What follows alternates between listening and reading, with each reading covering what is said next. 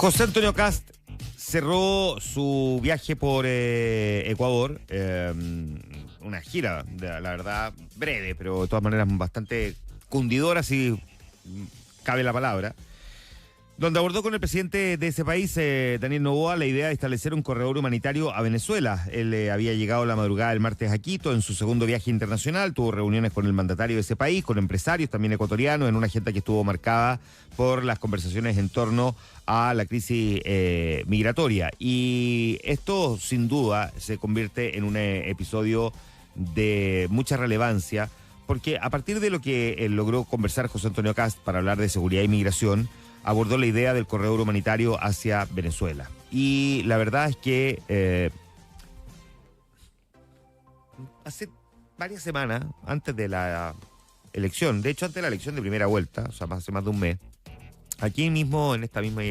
momento editorial que tenemos en el Ahora es Cuando, comentamos la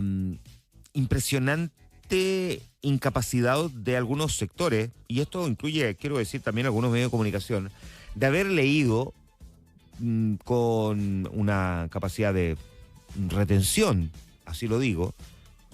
las propuestas del candidato Kast cuando él hablaba del corredor humanitario, que todo el mundo, no todo el mundo, pero muchos desde la izquierda lo cuestionaban diciendo que no tenía ninguna propuesta concreta y específica respecto de qué hacer con los migrantes y cómo iba a sacar los 330.000 migrantes irregulares que existen en nuestro país. Yo sé que son mucho más los migrantes, pero estamos hablando de los que no han regularizado su situación, no están en proceso de regularización, no se encuentran ya con los papeles al día. Y sin embargo, la idea del corredor humanitario ya estaba plasmada, el candidato lo había explicado y sin embargo como que se instaló la idea de que el candidato no tenía ninguna propuesta concreta respecto de cómo sacar a los migrantes. Y esa idea del corredor aquí la explicamos, dijimos cómo más o menos iba a funcionar, y no porque a uno el candidato se lo haya filtrado, se lo haya explicado a alguien del comando, sino porque simplemente había que leer un poquitito el programa de gobierno del candidato y las propuestas que había formulado en este sentido. Digo esto solo porque ayer un par de personas decían, aquí ya está como la improvisación respecto del corredor humanitario. No, el corredor humanitario hace rato que estaba en la campaña de José Antonio Kast como una propuesta, que básicamente, si un migrante venezolano, por poner un ejemplo, no ingresó, se fue de Venezuela, pasó por Colombia, de Colombia pasó por Brasil, de Brasil a Perú, Perú a Chile, lo que hay que establecer es un corredor para que en el fondo pueda volver. Y el corredor implica en la práctica acordar con los otros países que no cierren la frontera y que se establezca por dónde se va a devolver, y no es caminando, evidentemente, sino que, por ejemplo, a través de buses, y que ese venezolano, que hoy día podría querer volver a Venezuela, porque además lo que ha planteado José Antonio Kast es que inmigrante irregular que se detecte en Chile no va a poder volver a entrar a nuestro país una vez que sea expulsado, por lo tanto le conviene más salir y tratar de entrar por la vía formal, legal, o por la puerta y con los papeles correspondientes. La idea de que ese venezolano se vaya y pase por Perú para luego llegar a así, y haga todo el recorrido que le hemos explicado, Brasil, Colombia, hasta llegar a Venezuela, esto, por poner un ejemplo, requiere de la anuencia de todos los países que acabo de mencionar. Y por supuesto de varios otros más, ¿no? Que van a formar parte también, porque no solamente tenemos venezolanos, tenemos colombianos, tenemos haitianos, tenemos peruanos, tenemos bolivianos, en nuestro país tenemos un porcentaje pequeño, pero también tenemos argentinos, etcétera, etcétera. Así que lo que José Antonio Kast está intentando conseguir es precisamente llegar a un acuerdo para establecer ese corredor humanitario y que los países no cierren esa ruta, no le pongan trabas, que si ven entrar a un venezolano a su territorio no le pongan dificultades para poder ingresar y que más bien le hagan el acompañamiento, lo que se llama la reconducción. La migración permanente hacia las naciones o los países de la OCDE ha sido bastante alta. De hecho, uno mira los datos del año pasado y los que hay disponibles de este año, son cifras que todavía no están consolidadas porque faltan algunos datos por administrar, tabular y por lo tanto cotejar. Pero si uno mira en los 38 países miembros de la Organización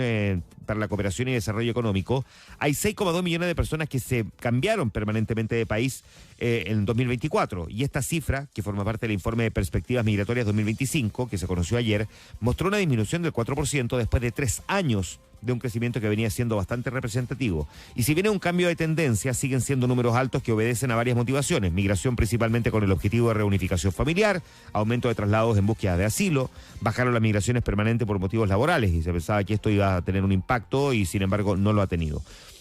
José Antonio Kast tomó el control protagónico de la agenda. No es que los medios hayan desechado, digamos, otros temas. Es que está en control de la agenda porque lo vemos en estos viajes.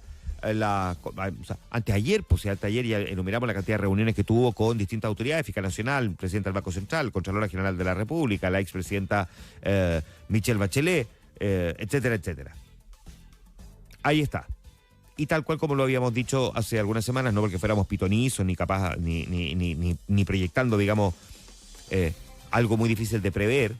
el teléfono en la moneda iba a dejar de sonar, po. El presidente de la República empieza a vivir ya el síndrome del pato cojo y por lo tanto a experimentar lo que significa que entró en el ocaso, en los descuentos de su periodo presidencial.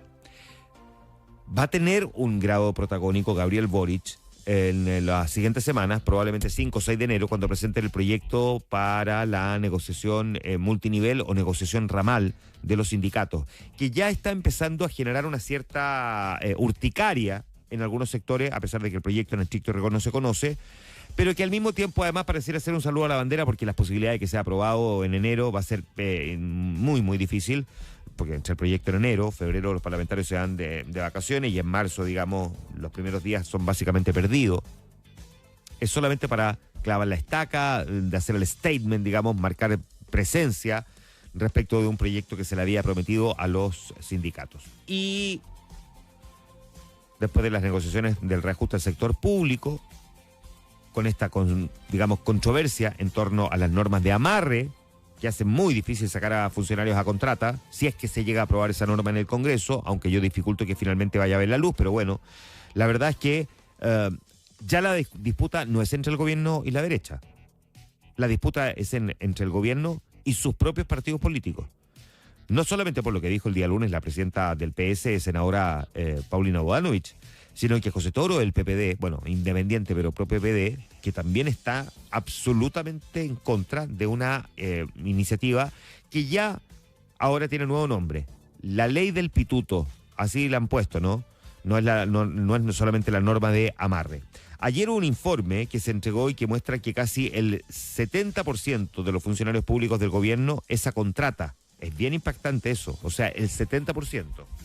Y ustedes pueden entender lo que podría llegar a significar, que los funcionarios públicos a contrata no pueden ser removidos y que por lo tanto el siguiente presidente tenga que traer más funcionarios públicos para que le hagan la pega o le sean leales, y así nos vamos acumulando de una gran cantidad de funcionarios públicos sin posibilidad alguna de removerlo. Una discusión que se va a retomar la próxima semana, vamos a ver sin embargo cómo termina, pero esta ley se está desfondando en el oficialismo y su falta de apoyo probablemente hace pensar que muy, muy probablemente en el Congreso se va a rechazar.